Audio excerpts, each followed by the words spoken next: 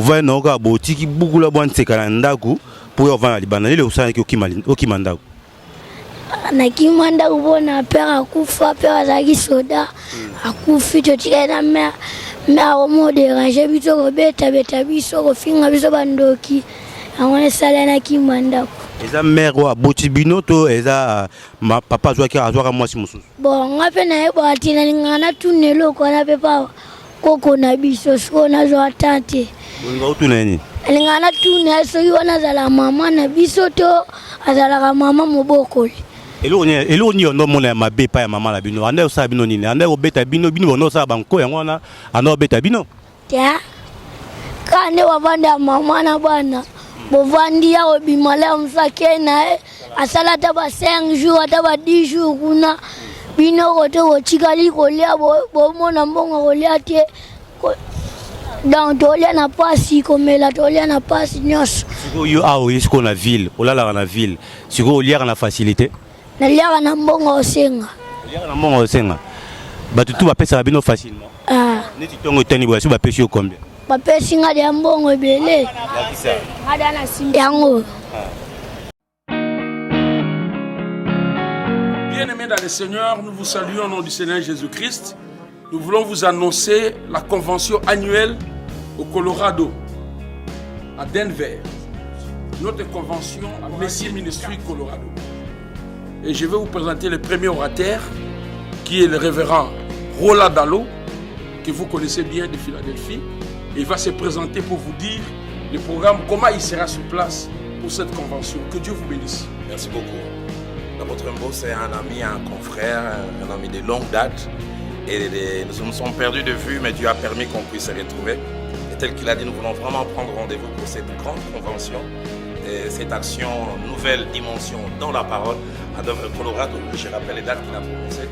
Un thème que Dieu a placé dans son cœur et pour lequel j'ai eu aussi appris. Je pense que c'est un thème qui va répondre à nos besoins, la restauration, mais à tous égards. Une restauration qui touche différents aspects. Et nous prenons rendez-vous. Vous êtes de Denver, vous êtes des villes environnantes.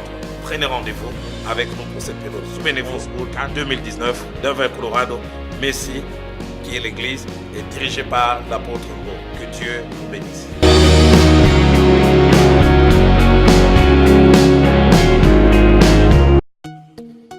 Awakening Africa Magazine et Transformer Days organisent le Salon d'affaires africain, la plus grande réunion d'affaires africaine à Dallas. L'événement réunira des entreprises publiques et privées, des investisseurs, des dirigeants politiques africains et américains et des entrepreneurs. L'événement aura lieu au Grand Hall de Dallas le 6 septembre 2019 de 10h à 22h30. Awakening Africa Magazine.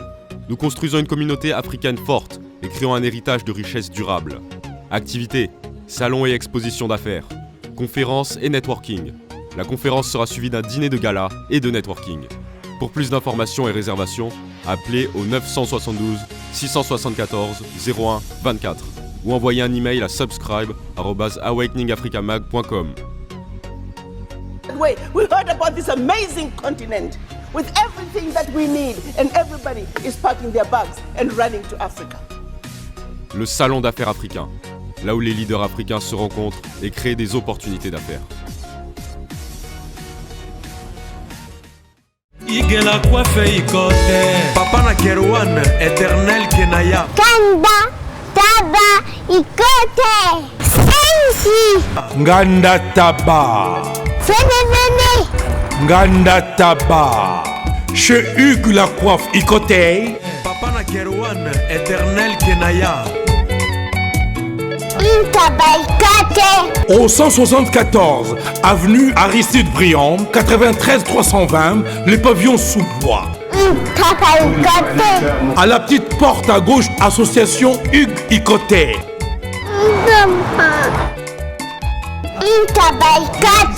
01 41 55 0000. Ntaba Ikoté. Descartes Construction et yeah! Fini l'inquiétude pour la réalisation de vos constructions de rêves en RDC au prix imbattable. grâce à votre entreprise installée en RDC uniquement pour vous, spécialisée en construction, réfection, bâtiments, immeubles, vente de terrains, travaux publics, avec les ingénieurs architectes qualifiés au prix incroyable. L'Escart Construction est aussi spécialisée en luminosité des bâtiments et éclairage public, installation des systèmes d'alerte, intrusion pour des maisons et véhicules et tout d'autres services. Nous acceptons aussi les paiements par tranche au prix incroyable. Pas d'hésitation avec Descartes Construction. Vous serez jamais déçus. Pour tout contact, notre email est descartesconstruction@gmail.com. Notre numéro de contact plus 447 93 92 82 813 et appelez-nous pour Kinshasa plus 243 89 91 56 86 2. Descartes Construction à Tozana Mbongo Moké, opération Tongana RDC. L'agence d'export et d'import Michelo Atlantic Shipping et Yei Bana ya Canada, Bana ya USA, Bomitungisa Lissusute. Pour tous vos achats et ventes de voitures, pièces de rechange et les accessoires possibles. Na koti na ba koli na bino na Kinshasa, Bomitungisa Penzate. Please, bakoya koza koli tinanda. Pour tout contact, Benga Michel Lukadi. Plus 1 508 371 60 43 USA na Canada. Pour la Kinshasa, Benga na plus 243 89 551 30 38. Michelo Atlantic Shipping. Yaboye, Bazuapi. Raph Ngindou, félicitations pour la promotion, c'est la pour l'artiste. Que Dieu te bénisse. À connaît pas demander, il n'y a rien en face. Suivez Congo Promo TV avec le PDG Raph Ngindou. Nanenga Mabete, Congo Promo Raph Ngindou. Boga, en tout cas, félicitations, merci Sito Oumela. Raph Ngindou, le présentateur de la force créative Congo Promo. Boroto, ça la force militaire de Congo Promo. Et faites comme moi, allez voir Congo Promo, tv5.com. Donc au nom de Jésus-Christ, nous bénissons le Congo Promo. Avec Raph Ngindou, Congo Promo ne tombera jamais. Piccolo Congo Promo ndé. Ouais, balobi Raph Ngindou. Congo Promo toujours, grande puissance. Come on. Congo Promo qui torcos net in a film. Congo Promo babunda na nango. Raph Ngindou. Congo Promo. What a plus, what a boss là. Oh, j'avais entendu et j'ai vu. Félicitations à Congo Promo TV. www.congopromotv5.com. Chez Raph Ngindou.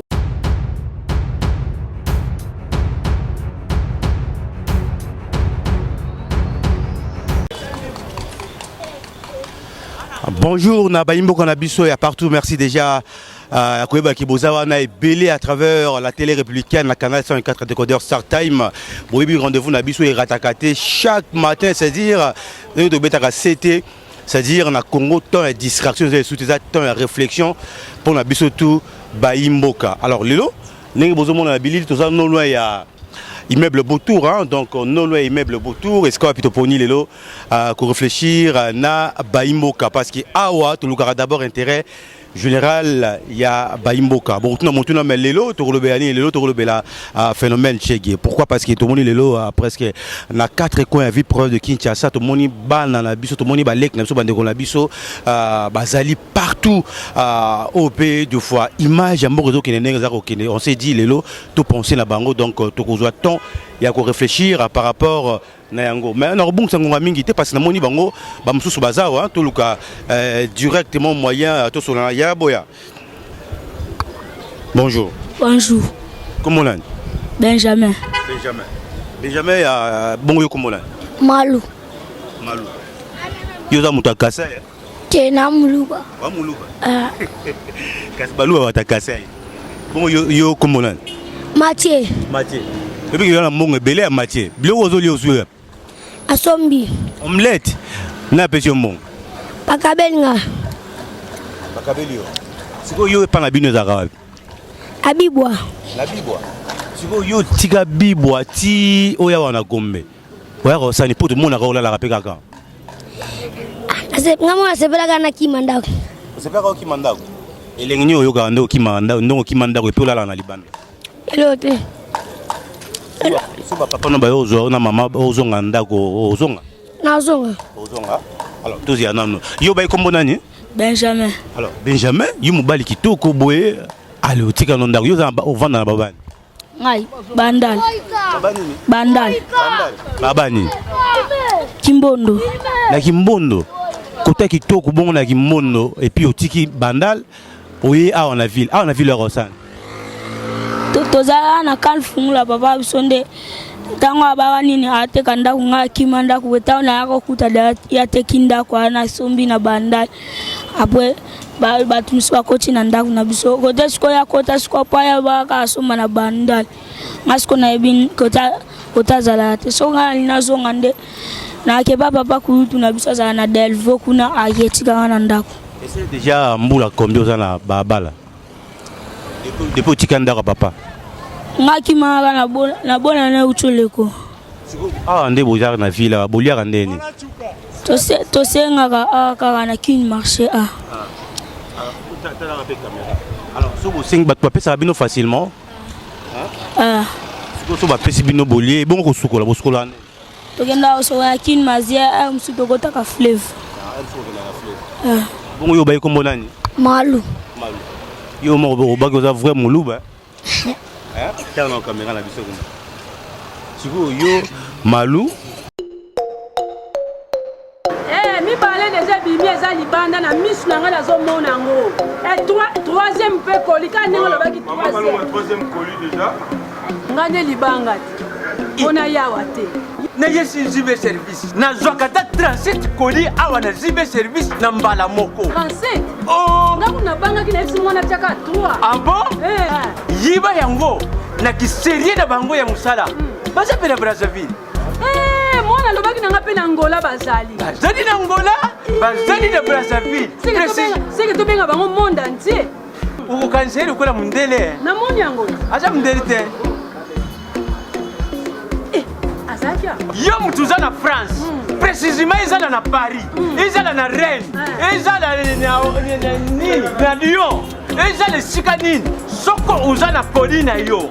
Kunyo kwa maneyote ba numéro na biso yango wana benga na yo zibe service akulivrer yo carton pe ko retirer yemuku akuya kuzwa yango pe akuya wana Kisasa kaka Kisasa te ya Maniata Makalu na Point Noir na Brazzaville na Angola na Kinshasa place à Robunga ezate Hugues la coiffe Ikote. Et enfin, je suis arrivé. Salon Hugues la coiffe Ikote. Non seulement c'est un salon de coiffure, mais aussi une machine de transformation des hommes et femmes. Regardez-moi comment je suis. Vilain. Mais attendez, 2 minutes. Bogart. Vous allez voir.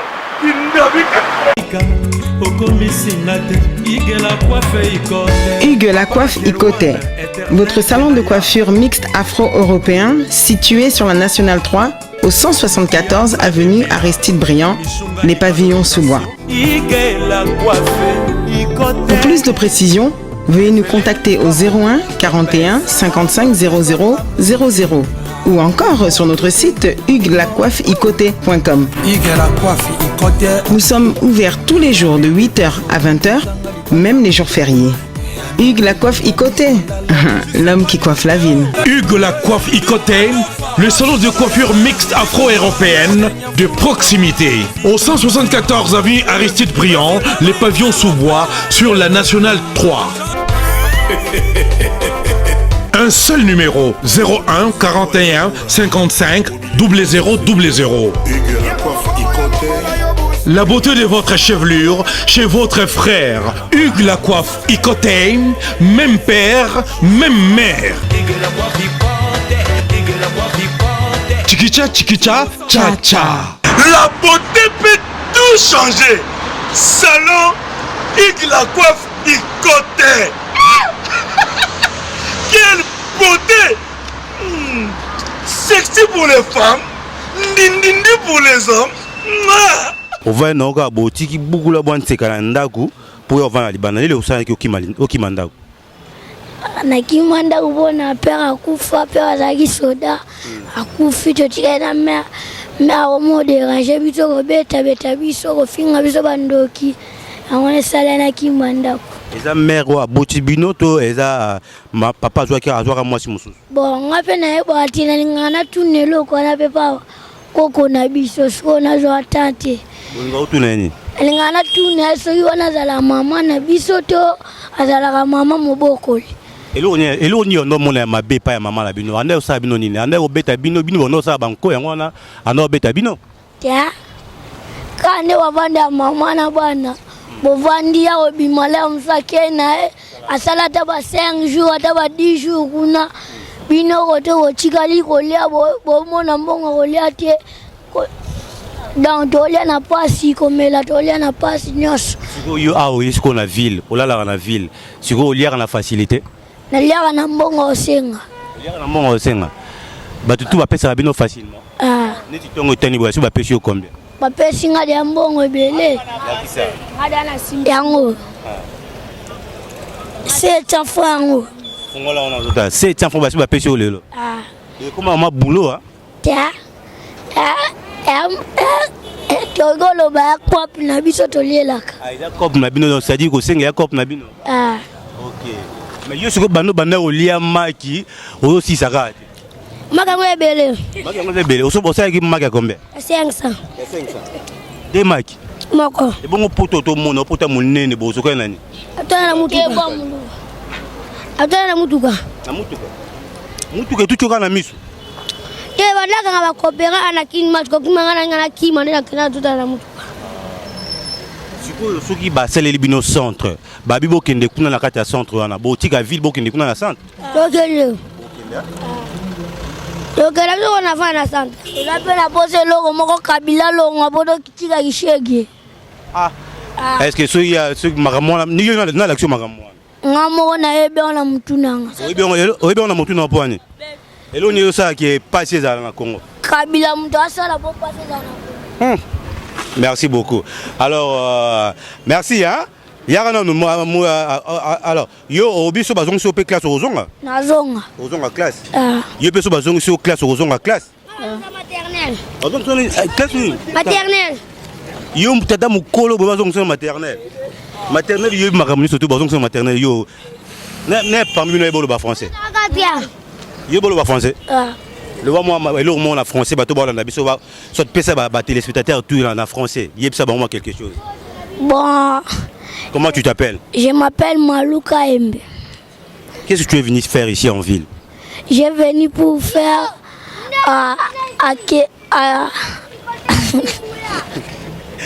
Alors merci hein, merci de continuer quand même parents bazawa. Oui, parents bazawa. Yaya bonjour. Bonjour. D'abord, tant que bando baba balek na bino, tout le monde bino botala yele ke la bino. D'abord, tant que mon la baba bo sentiment na. Bon, nata sentiment ça fait mal. Bon, place ba outil to ebinde zalara. Ba outil na ba botami pa parents mo boé. Des alaki wana tom susu, eza ba kamo boé. Ngana to libana toé bateye mo azami placé pour expliquer tinani na za libanda bo. Mais tout le monde phénomène chez gango mi presque partout qui na ba rond point partout ba jeune ba libana miké a ko tanga classe. Yo tango zo mona bon faut to pesa na ba parents ba jouer rôle na bango de na gouvernement.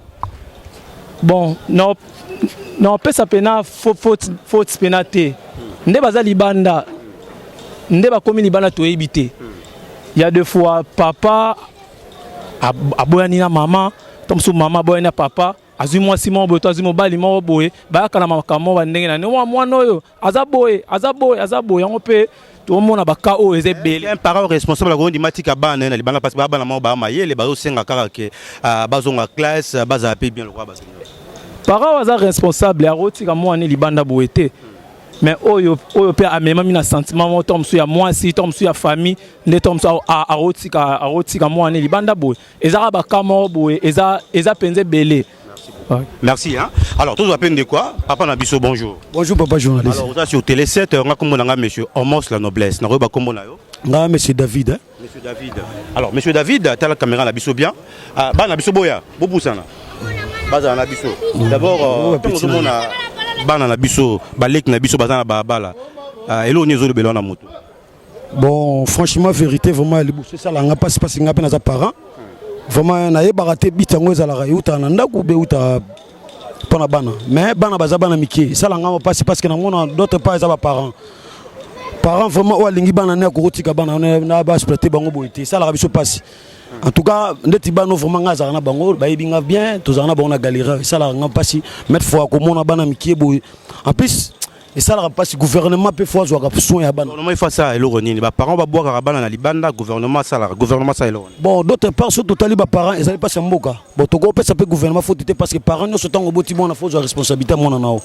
Mais bon ka mboka na biso to comme na Congo ils allaient vraiment et comme ka affaire sociale. Mais on sait vraiment dans la première dame pe azali il y a l'andara ba bloko yo et ça ba initiative na ye parce que na so mon ngwe belé na galerie présidentielle vraiment bana ko tambola boza vraiment dit. Mais yo bini no bi gouvernement ça nini? Azong sabana na bandako. Ta caméra. Gouvernement ça nini?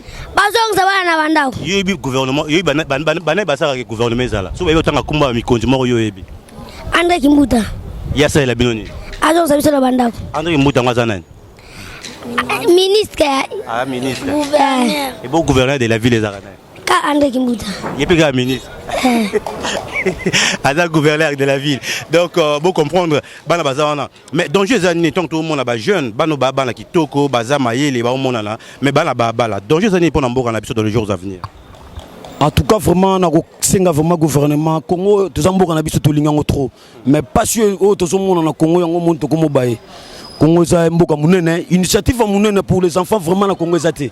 Totamoli bien d'abord Féline Bello mon akabana basate mais na osenga tala mon amuke déjà je reconnaître le gouverneur de la ville kozong sananda ko za poya luba mais ceux qui gouvernent me prendre charge ya ko stala msusu ko zo bana ko pesa bon place bo ils ala un peu bien vraiment pour nabiso. Merci beaucoup. Merci vraiment na CPL faire une émission na bino télé 7 ça linga passe ko mon abu passe ngana vivre na ba on a galerie ba yebinga vraiment bien ko mon ba beta bango tende balala libana po. En vérité vraiment na zo kuta na baka na ngana so na ba la police. Na sona na la police na galerie wa la police abeta bango ouais na mona la police abeta franchement bazali wa mbata babeta bango wana mabaza bana na biso babuki bana ba makolo baze belé nga vana na bango na galerie baza bana na ngande baza bo ba yebiso na za na 1000 francs na pesa ta na mon émission ya bango ba telemi wa yango salinga mapasi la police ba reconnaître baza bana na bango akoza pe mona ndeko na e faut reconnaître eloko on état que ça parents et ça devoir na biso va protéger bango voilà comme si bango bazali agent de sécurité faut pas protéger bango na cas de danger et ça la vraiment bien. Alors ni bosenga bino bosenga ni la police pour protéger bino to senga la police batika robeta biso basoda na bango batela bato ya mbata misana bango krake batu na butu batanga bino po emsu boyiba ba téléphone ba biso te za bawa mikolo nde bayiba kaso bango so baye bakangi biso omo bakena za mbongo na rolia basu babotoli yango babetio bavimbisio batiki okie balongolo pe subilamba batiki mutakalo kende donc zo senga batika robeta bino ba maltraiter bino te to senga la gouvernement batika robeta biso pe bambila na bangwana batika pe okare batu na butu ba opa mikolo batika pe oyiba pe ba téléphone na bato il faut pas kanga bango pe po batika oyiba. OK alors ba imboka na biso ya monde entier je pense que bomoni première partie et émission awa na centre-ville to que nous continuer deuxième partie na plateau je crois que les kambo ya bana biso enfants de la rue to benga bango to pe ba chege et ça la passe makasi et ça même ko bébé ça même image ya mboka na biso baza ba jeune yaka baza ba jeune botala netiye akuta sengi bazong se matière bazong so wapi maternelle à ce qui va donc c'est maternel pour dire que bana pour ça autant en classe moi je pense que bateau baza censé il y a aussi quelque chose pour na bana oh enfant du de la rue ministère affaires sociales rôle la bino zanini mais toujours continuer on a plateau na bandeko tout bana na bandako pour l'instant obi on a remercié vraiment émission à télé 7 parce que zali télé morobo zali vraiment total on a kini trop. En tout cas, vraiment, on a une initiative dans le vraiment bon, mais arrangé. Tout ça pour Bino, mais Bino, pour décevoir, Bino, va bloquer qui est. Ce que vous ça, une initiative, vraiment, et ça bien à remercier, ma journaliste, un peu, ces missions, Bino Télé 7 dans l'autre, et ça, TV Mouvement, ça, ça, reconnu. En tout cas, on a remercié Bino, vraiment, pour continuer, Moulin Malam. Merci beaucoup, mon frère. Merci, alors, merci. La première partie, hein, donc, tu vois directement dans le plateau, hein, pour continuer, na Baïmboko, Bazo, en direct, la banda, qu'on a bango. Mais pour l'instant, ils ont sujet à réflexion pour les Congolais surtout parce que l'avenir de demain appartient à la jeunesse. Jeunesse ni une autorité qui est là-bas à venir. Et la jeunesse, oh, bazar non préparé, on s'est dit, ils ont la autorité, ils ont la passer, ils ont la parents, tu as une réflexion.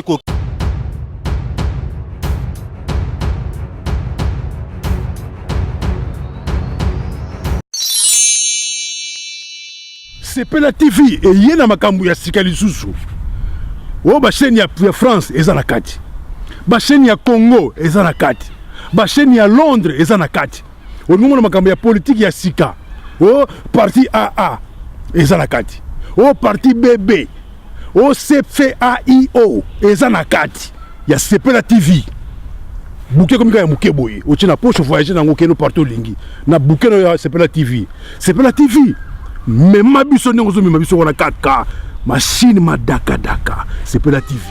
Bienvenue dans le monde de la TV. La TV est le décodeur qui vous permet de suivre les chaînes du Congo en direct de la diaspora.